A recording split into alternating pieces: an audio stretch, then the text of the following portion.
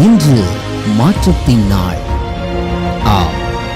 மாற்றம் உண்டு.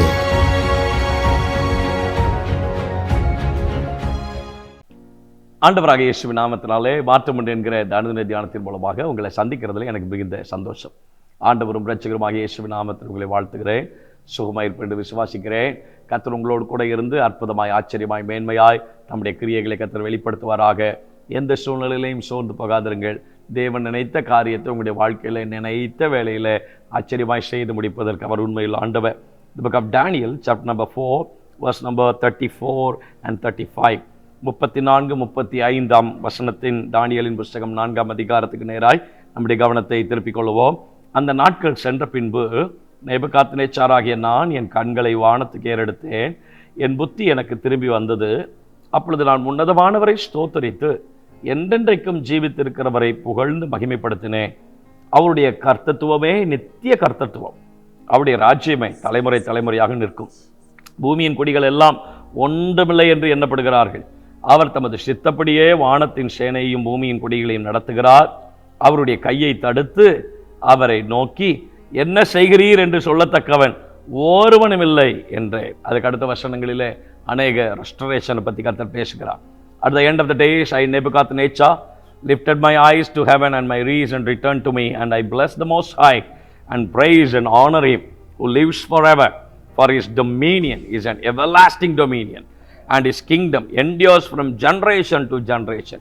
All the inhabitants of the earth are accounted as nothing, and He does according to His will among the host of heaven and among the inhabitants of the earth. And none can stay His hand or say to Him, what have you done? Amen. நான் கட்டின மகா Babylon என்று தன்னைத்தானே பெருமைப்படுத்திக் கொண்டிருந்த மனிதன் தாழ்த்தப்பட்ட போது, வாழ்க்கையில தாழ்த்தப்பட்டு கீழே போன போது, அதற்கு மேலே அவன் ஒரு மனுஷன் டீக்ரேட் ஆகிறதுக்கு வாய்ப்பே இல்லை என்கிற சூழ்நிலைக்கு போன போது, இந்த மனுஷனுடைய வாயில ஒரு வார்த்தை வந்தது. நேபுகாத்நேச்சாராகிய நான் என் கண்களை வானத்துக்கு ஏறெடுத்தேன். கர்த்தரை நோக்கி பார்த்தபோது, எப்பேற்பட்ட சூழ்நிலையாக இருந்தாலும் சூழ்நிலையை தலைகளாய் மாற்றி அமைப்பதற்கு ஒரு வல்லமுள்ள தேவன் ஒருவர் இருக்கிறார். அவர் இன்றைக்கு நீங்களும் நானும் கேட்டுக்கொண்டிருக்கிற, வாசிக்கிற, அனுபவிக்கிற நம்முடைய ஆண்டவராகிய இயேசு கிறிஸ்து. என் கண்களை நான் வானத்துக்கு நேராக ஏறெடுத்தேன். சொல்றாரு, என் புத்தி வந்தது, நான் கர்த்தரை ஸ்தோத்தரித்தேன், நான் இழந்த எல்லாம் திரும்பி வந்தது. 36, 37 வசனங்களை போய் வாசித்து பாருங்கள். எதையெல்லாம் இழந்தேனோ, எந்த நன்மையெல்லாம் இழந்தேனோ, எந்த மேன்மையெல்லாம் இழந்தேனோ, எந்த ஆசீர்வாதங்களையும் இழந்தேனோ, எல்லா நன்மைகளும், எல்லா மேன்மைகளும், எல்லா ஆசீர்வாதங்களும் எனக்கு திரும்ப வந்தது. ஒன்று குறைவுபடாமல் சகலவற்றையும் நான் திருப்பிக் கொண்டேன், எல்லாவற்றையும் திருப்பிக் கொண்டேன். இந்த மனுஷன் சொல்றாரு, நான் கட்டின மகா பாபிலோன், என்னை தவிர யார் பெரிய ஆள் இருக்கிறா என்று சொன்ன பெருமையில நின்று கொண்டிருந்த அந்த மனுஷனுடைய வார்த்தையில கர்த்தரை நோக்கி பார்த்தபோது நம்முடைய வாழ்க்கை எப்படி மாறினே தெரியுமா? கர்த்தர் தமக்கு சித்தமானவனை சித்தத்தின்படியே அவர் நடத்துகிறார். அவருடைய கையை தடுத்து, ஆமே நீர் என்ன செய்கிறீர் என்று சொல்லத்தக்கவன் ஒருவனும் இல்லை. தேவனுடைய காரியத்தில் போய் யாரும் கேள்வி கேட்கவும் முடியாது, ஆண்டவருடைய காரியத்தை யாரும் தடுக்கவும் முடியாது. தேவன் என்ன செய்யணும்னு நினைக்கிறாரோ அவர் செய்வார். எவரையும் மேன்மைப்படுத்தவும் பலப்படுத்தவும் அவருடைய கரத்தினாலே ஆகும்.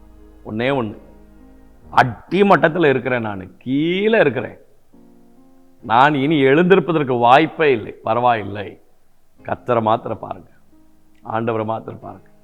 ஒரே ஒரு நம்பிக்கை இந்த உலகத்தில், ஒரே ஒரு நம்பிக்கை, ஒரே ஒரு நம்பிக்கை. எப்பேற்பட்ட மனுஷனுடைய தலையெழுத்தையும் மாற்றி அமைப்பதற்கு ஒருவர் உண்டு, ஒருவர் உண்டு. மரத்திலே தூக்கப்பட்ட எவனும் சபிக்கப்பட்டவன் என்று எழுதியிருக்கிற வேத வார்த்தையின்படி கிறிஸ்துதாமே அவர் சாபமாகி நமக்கு விரோதமாக இருந்த கையெழுத்தை அவர் குலைத்து போட்டிருக்கிறார். இதுதான் உன் வாழ்க்கை, இதுதான் உன் ஸ்தானம், இதுதான் உன் எல்லை, இதுதான் உன் இடம், இதுதான் உன் வீடு, இதுதான் உன் நிலைமை, இதுதான் உன்னுடைய நிலை. இதுக்கு மேலே நீ கிராஸ் பண்ணக்கூடாது. நீ வேற, நாங்கள் வேற. அந்த பேரியரை கர்த்தர் உடைப்பார், அந்த பேரியரை கர்த்தர் உடைப்பார். அப்படிப்பட்ட தடைகளை கர்த்தர் உடைப்பார். எவ்வளோ லீஸ்டாக உட்காந்துருந்தாலும் சரி, ஒரு நம்பிக்கை இருக்குது. ராஜாவை பாருங்க, ஆண்டவரை பாருங்க, கர்த்தரை பாருங்க, உங்கள் கண்ணை அவருக்கு நேரம் திருப்புங்க, எல்லாம் திரும்பி வரும். இழந்த எல்லாம் திரும்பி வரும், இழந்த எல்லாம் திரும்பி வரும். அவருடைய கையை ஒருத்தராலும் தடுக்க முடியாது.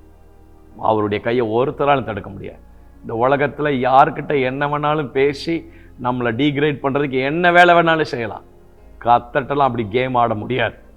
ஆண்டவர்கிட்ட அப்படி கேம் ஆட முடியாது. ஆண்டவர் அப்படிப்பட்ட கேமுக்கு மயங்கர ஆண்டவரும் கிடையாது. ஸோ உங்கள் வாழ்க்கைக்கு விரோதமாக எப்பேற்பட்ட கிரியைகளை செய்தாலும் ஒருவராலையும் அது தடுக்க முடியாது. கர்த்தர் ஒரு காரியத்தை செய்யணும்னு நினச்சாருன்னா அதே நேரத்தில் பெருமைப்பட்டு எல்லாத்தையும் நாங்கள் பார்த்துக்குவோம், எல்லாம் ஆண்டவர் இல்லாமலே நாங்கள் காரியத்தை செஞ்சிடுவோம், இல்லைப்பா, இல்லை, ஒரு தேவன் இருக்கிறார். தமக்கு சித்தமானபடி எல்லாத்தையும் நகர்த்துவார்.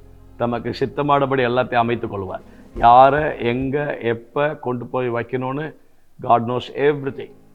God knows everything. எல்லாம் ஆண்டவருக்கு தெரியும். எல்லாம் ஆண்டவருக்கு தெரியும். கர்த்தரை பாருங்க, இழந்த எல்லாம் திரும்பி வரும். வேறு எந்த மனுஷன்ட்டி போய் சொல்லாதீங்க, எந்த மனுஷன்ட்டி போய் ஷேர் பண்ணாதீங்க. கர்த்தர் செய்ய விரும்புகிற காரியத்தை பூரணமாய் செய்து முடிப்பதற்கு அவர் உண்மையில் ஆண்டவர். ஜெபிக்கலாமா? தேவனே, இயேசுவின் நாமத்தில் உம்முடைய பிள்ளைகள் ஒவ்வொருவருக்காக நாங்கள் ஜெபம் பண்ணுகிறப்பா. எங்கள் பார்வை இந்த வருஷத்தில் உமக்கு நேராக மாத்திரம் நாங்கள் திருப்பி ஓடுவதற்கு கர்த்தர் எங்களுக்கு கிருபை தாங்க. கர்த்தாவே, நீங்கள் நினச்சா எதையும் செய்ய முடியும். நீ நினச்சா யாரையும் உயர்த்த முடியும். ராஜாக்களை தள்ளி ராஜாக்களை ஏற்படுத்துகிற ஆண்டவர். நீ நினச்சா யாரையும் தள்ளவும் முடியும்.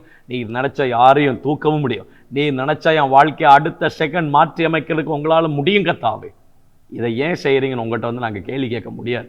உமக்கு சித்தமானவைகளை கர்த்தர் நீ செய்கிறீ. உமக்கு சித்தமானவனை சித்தமான பொசிஷனில் கர்த்தர் கொண்டு போய் வைக்கிறீ. அந்த உண்மையை மாத்திரம் இன்றைக்கு நாங்கள் விளங்கி கொண்டு உமக்கு உண்மையாக இருக்க கர்த்தர் எங்களுக்கு உதவி செய்யும். கர்த்தாவே, எந்த இடத்துல உண்மை துக்கப்படுத்தக்கூடிய வார்த்தைகளோ காரியங்களோ எங்களுக்கு காணப்படாதபடிக்கு தேவ கிருபை அதிசயமாய் ஆச்சரியமாய் மேன்மையாய் நடத்தட்டும். பூரண கிருபை வெளிப்படட்டும். இயேசுவின் நாமத்தில் ஜெபிக்கிறோம் நல்ல பிதாவே, ஆமென். May God bless you. God will be with you. தைரியமாக இருங்க, சோர்ந்து போகாதீங்க. ஆண்டவர் உங்களோடு கூட இருந்து உங்களை ஆச்சரியமாக நடத்துவா. தேவனுடைய கிரியைகளை ஒருவராலும் தடுத்து நிறுத்த முடியவே முடியாது. என்ன செய்யணும்னு நினைக்கிறாரோ அவர் அதை செய்து முடிப்பார். ஆமென்.